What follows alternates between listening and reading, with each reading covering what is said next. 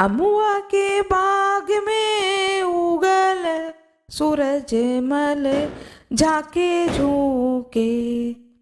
अमुआ के बाग में उगल सूरज मल झाके झूके। ये हो करी लो बरतिया से केकरा लागे। ए हो कई लो बरतिया से केकरा लागे। छठ माता की जय हो, छठी मैया की जय हो।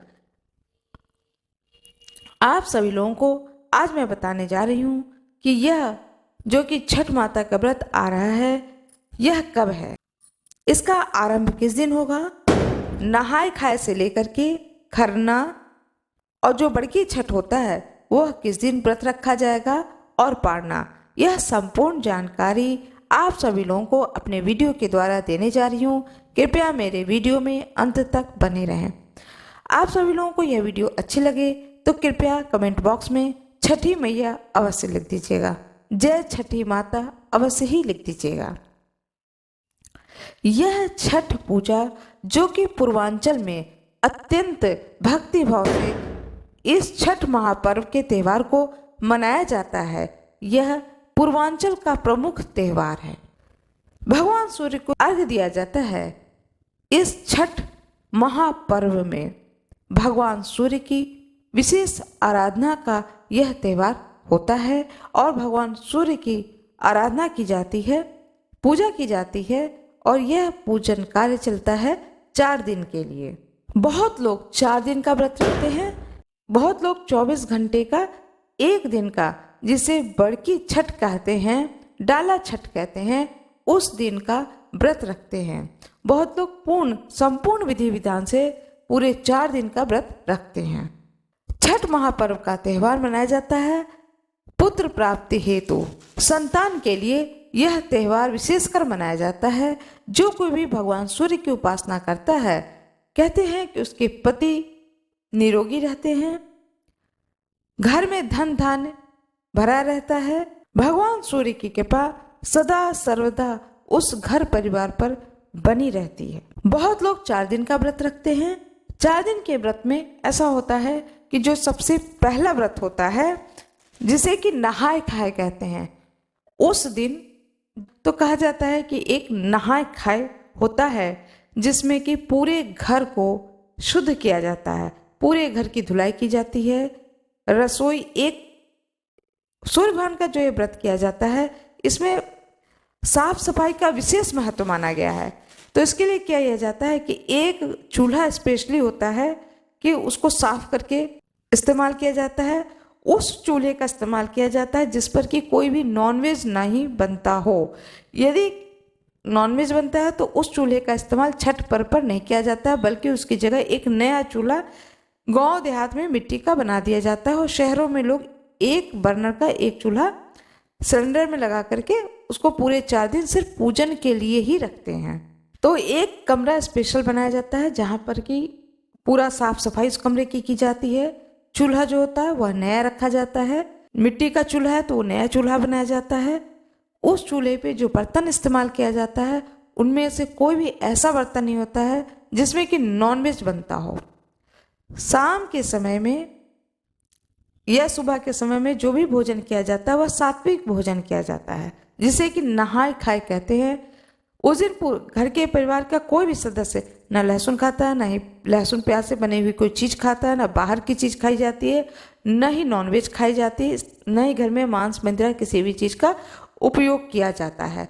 पूरा घर बिना लहसुन प्याज के घर में सादा खाना जो बनता है वह खाना खाया जाता है जिसे कि नहाय खाए कहा जाता है। यह होगा दिनांक 17 तारीख को, 17 नवंबर 2023 को नहाय खाए का दिन है। फिर दूसरे दिन जो व्रती होते हैं, जो 4 दिन का व्रत धारण करते हैं, पहला व्रत का दिन होता है उनका नहाय खाए का। दूसरे दिन वह व्रत रखते हैं खरना का। खरना का व्रत होगा 18 नवंबर 2023। खरना का विधान यह होता है केवल एक टाइम शाम के समय में जो व्रती होगा वह खाना खाएगा। जो कि सूर्यास्त के बाद खाया जाता है। और इसमें इस बात का विशेष ध्यान रखा जाता है कि जो खरना का भोजन खा रहा होता है उसके सामने चिड़िया की भी आवाज़ नहीं आनी चाहिए। बहुत ही सूर्य भगवान के व्रत में बड़ा ही नियम और विधि का ध्यान रखना होता है। चिड़िया की आवाज़ भी यदि आ जाती है, जो नहाए खाए के बाद में खरना, जो दूसरे दिन की जो पूजा होती है, जो खरना का खाना बनता है, मैं उसकी बात कर रही हूँ। उसका भी एक स्पेशल पूजा होती है। खरना के दिन खीर पूड़ी बहुत लोग बनाते हैं। खीर पूड़ी, केला, एक केले के पत्ते पे भोग लगाया जाता है सूर्य भगवान को, तुलसी दल चढ़ाया जाता है। और जो व्रती होते हैं वह जब खाने बैठते हैं उस समय चिड़िया की भी आवाज़ नहीं आनी चाहिए। किसी तरह का आहट या आवाज़ नहीं की जाती है ताकि जो व्रती है वह अपने भोजन को ग्रहण कर सके। भगवान सूर्य के लिए यह जो भी पूजा पाठ है वह बड़े ही श्रद्धा भाव के साथ पूजा करें। खरना जो कि शाम को खाया जाता है, यानी खरना के दिन नहाए खाए के दूसरे दिन जो व्रती होता है वह सुबह से कुछ नहीं खाता है। शाम के समय में खरना का विधि विधान से पूजा करने के बाद, खरना का पूजा करने के बाद में फिर वह खाता है। उसके बाद से शुरू होता है 36 घंटे का निराहार व्रत। खरना की पूरी रात नहीं खाई जाती है। दूसरे दिन सुबह जो कि 19 तारीख को है महाछठ का व्रत, डाला छठ। यह छठ का त्यौहार जो कि बड़की छठ भी के नाम से जाना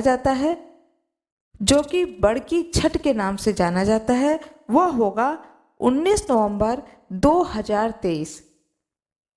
खरना की पूरी रात खरना के प्रसाद को ग्रहण करने के बाद में जो व्रती होता है वह पूरी रात कुछ नहीं खाएगा।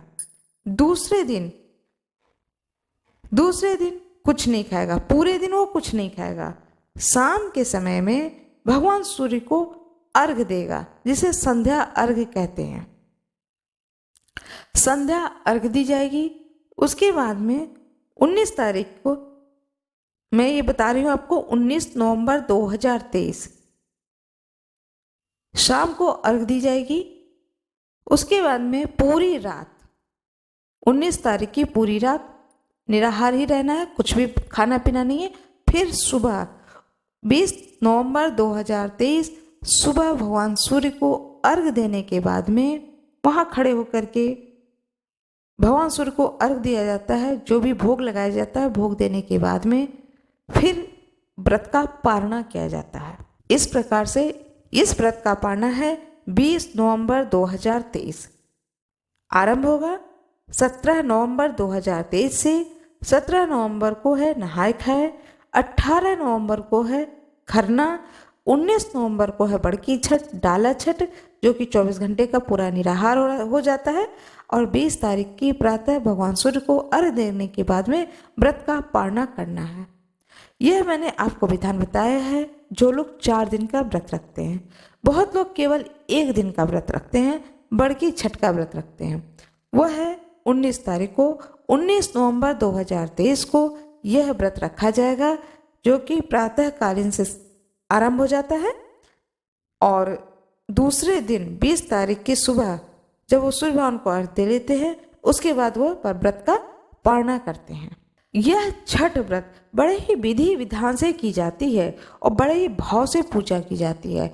इसके हर चीज का एक विधि है। इस व्रत को जो धारण करते हैं वह हर एक विधि में, हर एक विधान में, हर एक चीज का एक अपना नियम है। उस नियम से इस व्रत को धारण किया जाता है। इस प्रकार से यह व्रत 4 दिन का किया जाता है और साथ में 1 दिन का भी किया जाता है। जो 1 दिन का व्रत रखा जाता है उसे बड़की छठ कहा जाता है।